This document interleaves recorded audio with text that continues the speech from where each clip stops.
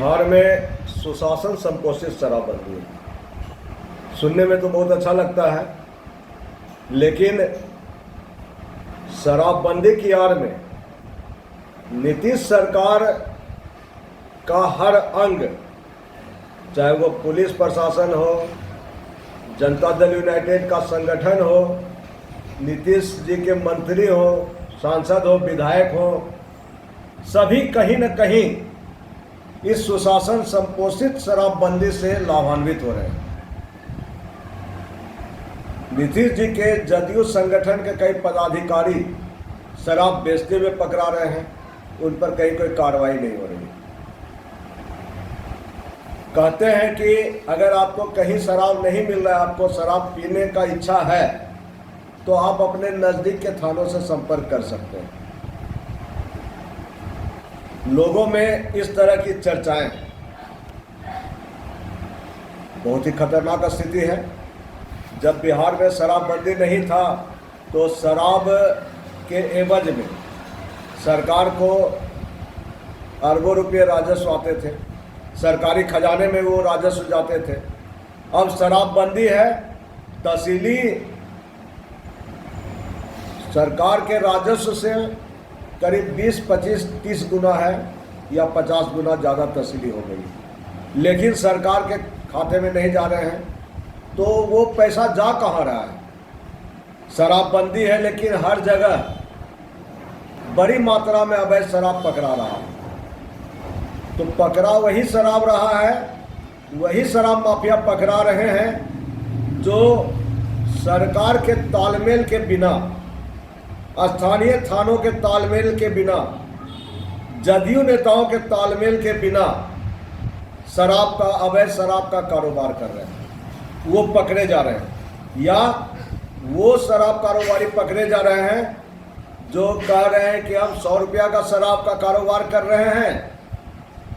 सरकार के जो अघोषित अंग है शराब का पैसा तहसीलने के, उससे तालमेल कर रहे हैं कि हम 100 रुपया का शराब का कारोबार कर रहे हैं, वो 2000 का शराब का कारोबार करते हैं। तो सरकार के ऐसे अघोषित अंग को जैसे पता चलता है कि हमको कमीशन तो 100 रुपया के हिसाब से मिल रहा है और ये कारोबार 2000 का कर रहा है, तो प्रतिक्रिया स्वरूप वैसे शराब माफिया, शराब कारोबारी पकड़ा रहे हैं, और पकड़ा रहे तो फिर पैसा देके छूट भी जा रहे हैं। छूटते वही लोग नहीं हैं जो गरीब गुरबा है, उन पर दोहरी मार पड़ रही है।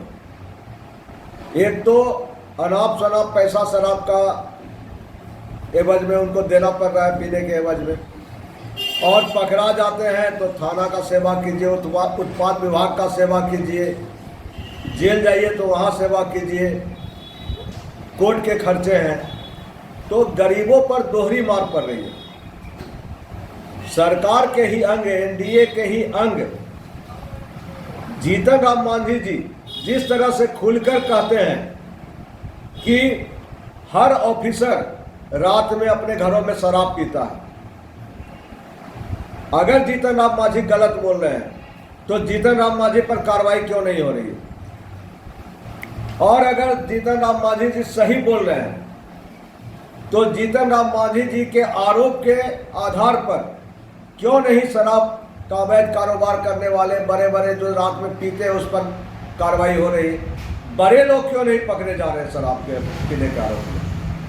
आप देखिए, आंकड़ा गवाह है कि जो भी शराब पीने के आरोप में, शराब बेचने के आरोप में पकड़े जा रहे हैं वो गरीब गुरबा होते हैं। जबकि सभी जान रहा है कि बिहार का लगभग सभी पदाधिकारी, लगभग सभी जदयू और अन्य दलों के नेता, लगभग सभी बड़े बड़े ठेकेदार बिना शराब पिए एक दिन भी नहीं रह सकते हैं। तो वैसे लोगों के लिए शराबबंदी कहाँ है?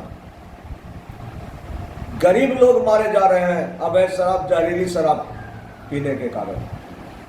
कल भी सीवान, सारण में कई जगह अवैध शराब पीने के कारण लोग मर गए, आंखों की रोशनी चली गई।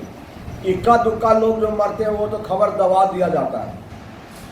मरते हैं 100 आदमी, खबर आता है कि 10 आदमी मरे।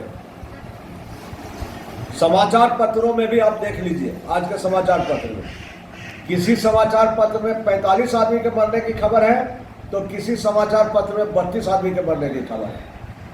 45 और 32 मतलब 13 आदमी समाचार पत्रों के अनुसार अगर ज़्यादा मर गया या कम मरा तो समाचार पत्रों के भी नज़र में एक जिंदगी की कोई अहमियत नहीं है।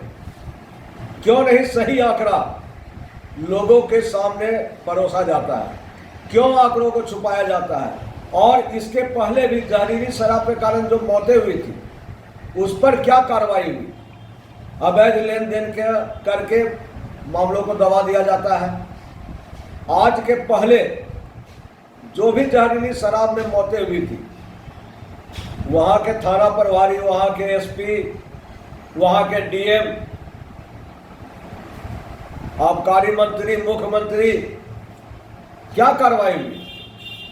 छोटे मोहरों को शिकार बनाया जाता है, चौकीदार को सस्पेंड कर दिया जाता है और सारे दाज चौकीदार या छोटे सिपाहियों पर गिराकर अपने कर्तव्यों की तीसरी कर ली जाती है। यह शराबबंदी नीतीश सरकार का अरबों रुपया अवैध ढंग से वसूली का एक माध्यम है। इसीलिए नीतीश कुमार किसी भी कीमत पर शराबबंदी को खत्म करना नहीं चाहते हैं।